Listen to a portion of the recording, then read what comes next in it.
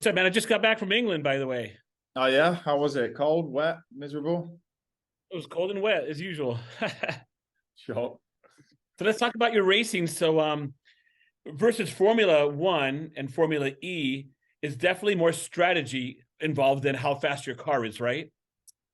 Yeah, definitely. I think inside of Formula E, it's you're doing a lot of energy management saving during the race. So anyone can sort of burn off into the distance and look spectacular for say 95% of the race, but then at some point they're going to run out of energy. So I think the strategy behind it all and the way you get from A to B is a lot more complicated than it is as Formula One. Especially considering we don't even have pit stops, like we don't even have tire changes, and the strategy behind it is very advanced and technical. What was your biggest jump you feel in your career? Was it kart to which level did you go? Like GP3 to Formula E? Which was that one jump that you knew that you know what, this is exactly what I want to do? Yeah, I would probably say the step from karting to cars was the point where I was like, this is cool. Like this is like karting is obviously you're still so far away from your goal of becoming a professional driver. So you can only sort of dream in distance about it. Whereas when I stepped into cars, I was like, okay, now this is the step where I need to prove myself more than ever to get the results. So at that stage, it was like, I now need to, no messing about. Not like I was in karting, but just, every Was day your now is everything. was your England win your best win, or your Mexico win your best win? uh, that's a tough one. Or That they're is. just so different. They're just so different. My Mexico win was special because the way the arena is made is so cool and so unique, and the fans are so passionate there. It brings a whole different element. You stand on top of the car and then you see the whole crowd like really cheering for you. Whereas London, all your family and friends are there, plus the crowd are British. So then it brings a whole different element to it. And I think obviously winning the title in London is definitely by far the highlight. But when I won there in season 8, I probably be a difficult decision to make, but both very enjoyable. When you talk about diet and training in the world of racing, people don't know that you have to diet and train because I heard you say now that you won, you're going to eat whatever you want, but you do have to train. And how can you explain to the public that you have to train for these kind of races? Because it's a lot of physicality to it. Yeah, I mean the cars nowadays are so are super fast. We have to sort of classify ourselves as athletes to be prepared for these cars. The cars don't have any power steering, and we're driving over 160, 170 miles per hour. So on the street, so there's a lot of tight, twisty circuits with no power steering, arriving at super high speed. You need to have some physicality behind you and some strength. And obviously, the locations we race at are generally quite hot as well. We raced in Rome this year, which was 40 degrees Celsius. I'm not sure what that is in Fahrenheit, but it felt over 100. But it was super hot, and just having the physicality of dealing with that while the mentality of driving a race car and racing everyone else. You need to be in a pretty good position. So it's important to be fit, and the diet side is generally the best way to sort of control your weight. It's important not to arrive at a race way too heavy, because it ultimately makes the car slower. So especially for a taller guy like myself. People don't understand that you have to diet and train to do racing. And I heard you say now you can eat whatever you want. Explain to the public, to everybody, that you have to train to race, race NASCAR, NHRA, any kind of race. You have to train. You're an athlete. Yeah, I mean, the cars nowadays are obviously super fast, and we're racing in circuits which get up to really high top speeds, but then also tight, twisty ones as well. So there's a lot of physicality. And with no power steering, it can obviously be quite tiring for the driver. And then also just the diet and nutrition is the best way for us to really control our weight. When you're racing in the likes of, say, Formula One or Formula E, where, it's a bit of a single seater, any sort of excess weight which you're carrying around, especially in Formula E, because it's all slowing your efficiency down as well. It's quite penalizing. So it's important to not arrive at the racetrack basically fat and overweight. Right. Of course. Every pound counts. Yeah, it really does. Yeah. Unfortunately for me, because I'm quite tall, so I'm constantly restricted on calories and yeah, being able to eat, say, just the normal amount. I'm always having to diet basically from January until July.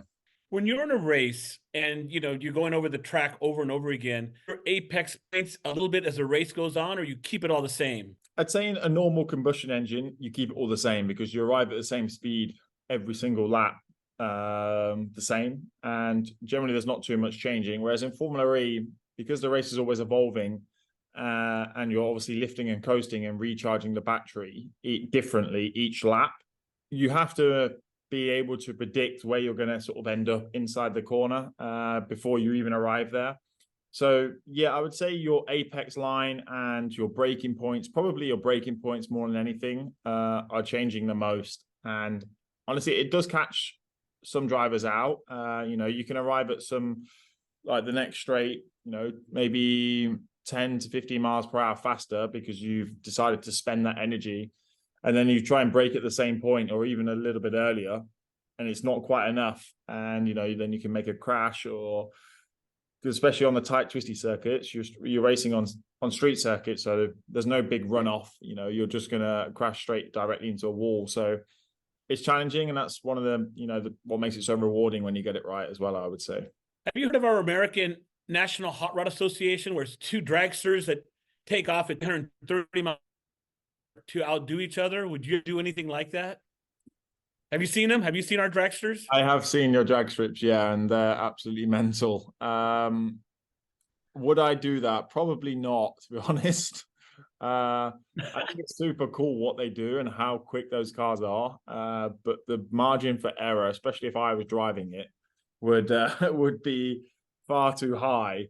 So I'd rather watch on the grandstand. I'd rather go to witness it in real life than maybe be in one, to be honest. Well, if you ever come out to California, I could take you to one because I'm close to the NHRA, so it would blow you away as a car racer. It's a crazy sport. I've seen some of the slow-mos they have of the rear tires when they like compress and swash and twist. It's like unbelievable. Yeah. That's mental. So check this out. Do you play Gran Turismo or any kind of driving video games? Yeah, I do actually. I mainly race on iRacing. I haven't played Gran Turismo in years, but iRacing is quite popular, especially in the European scene, but also American actually. It's quite a popular game. Did you see the Gran Turismo movie? I watched around about 30 minutes of it because I know Jan Mardenborough quite well, and I actually watched a bit of it on the plane before we landed, but I sort of was getting off the plane before it finished. So I mean, I know the story and I know how it works out, but yeah, I haven't watched it all. No. How did your relationship with Andretti come about? Well, obviously joining their race team 3 years ago started that relationship. I didn't really have too much of a contact with them beforehand, but obviously, yeah, thankfully they gave me the opportunity to join their team, and it's been a pretty successful partnership since then. I've now been with them. Had many success with them. Obviously win the championship last year, previous race wins, and now just obviously recently signed a multi-year deal with them. And yeah, thankful for the opportunity they've given me. I've enjoyed their sort of partnership together, and they gave me an opportunity in IndyCar test, which was pretty cool. And hopefully I'll be with them for many more years. Cool. So let's just say your contract coming up. Is the next level to do actual Formula One?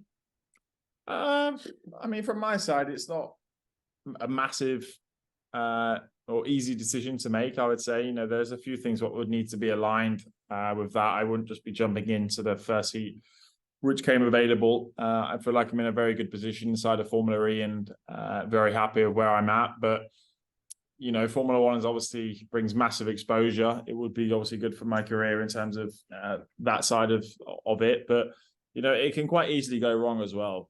It's not easy to jump into a Formula One car, especially from Formula E, where they're so far different. And, obviously being inside of Formula E now for 3 years, it's a difficult task to jump into a Formula One car and perform. And if you don't, then, you get subbed out and then you're replaced, and then it's difficult to land back into a seat where you were. So It's not an easy decision, but it was something which obviously had to be thought about. Are you and Lewis friends? Do you guys talk? Hamilton? Lewis Hamilton? Uh, Yeah. no, not really. I mean, I bumped into him the other day. I'm but... only saying it because you guys are from the same country. I'm only saying it because you guys are, top of your game, and so that's why. I mean, bring up other English dudes.